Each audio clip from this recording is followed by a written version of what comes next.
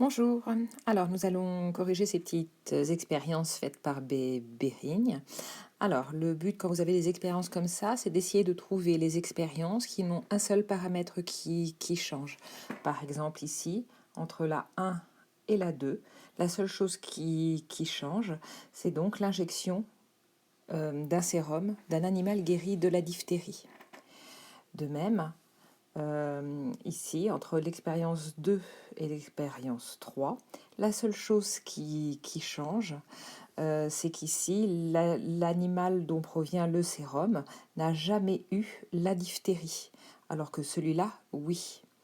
Et enfin, entre l'expérience 4 et l'expérience 2, ici, ce qui va se modifier, c'est simplement qu'ici, on a injecté des bacilles tétaniques, alors ici, c'est diphtérique. Donc c'est la seule chose qui va changer. Donc c'est-à-dire que pour la première comparaison ici en vert, il va falloir que l'on déduise quelque chose sur le sérum, alors que pour ce qui concerne l'interprétation de la comparaison des deux expériences ici en bleu, ce qui va nous intéresser, enfin, ça va nous renseigner sur ce que produit le fait d'avoir la diphtérie. Et enfin, la dernière association d'expériences va nous renseigner sur ce qui guérit d'une maladie spécifiquement. Pour la première association d'expériences 1 et 2, on voit que sans le sérum, elles meurent, alors qu'avec le sérum, elles guérissent. On en déduit donc que le sérum contient un agent guérissant. Pour la deuxième comparaison d'expérience, ici, on voit que quand on prend le sérum d'un animal qui est guéri, les souris, elles survivent, alors que quand l'animal n'a jamais eu la diphtérie, les souris meurent.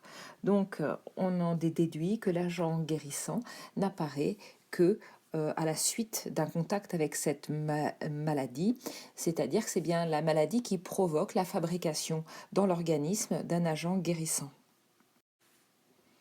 Enfin, dans la dernière association d'expériences, quand on compare l'expérience 2 et l'expérience 4, on voit que l'agent guérissant qui est mis et qui est le même contre la diphtérie ne va agir que sur la diphtérie, puisque seules là les souris vont survivre, parce que si la souris est en contact avec une autre maladie, ici le tétanos, et bien les souris meurent du tétanos malgré l'injection de l'agent guérissant contre la diphtérie.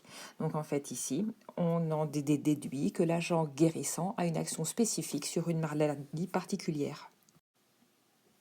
J'attire votre attention sur le fait qu'une expérience ici n'est pas faite sur une seule souris, mais sur un grand nombre de souris. En effet, les expériences scientifiques ne peuvent être validées que si cette expérience est reproductible un grand nombre de fois. Et donc là, on passe sur des études qui sont statistiques, puisque toutes les expériences ne réussissent pas. Ici, on voit que quelques-uns survivent. Et c'est d'ailleurs ça qui va nous servir pour faire l'expérience suivante. Mais la plupart des animaux meurent. Et c'est toujours le cas, une expérience en biologie, on n'a pas toujours les mêmes résultats, d'où l'importance de faire des études statistiques et donc d'avoir un grand nombre d'expériences faites pour pouvoir avoir des données qui sont interprétables. Il y a actuellement plusieurs essais en cours en Europe et en France qui tentent de savoir si le sérum de personnes guéries du Covid-19 peuvent aider les personnes qui sont actuellement malades. Donc beaucoup d'études sont menées sur un grand nombre de personnes. Les résultats sont malheureusement pas pour maintenant. Mais c'est une voie de recherche.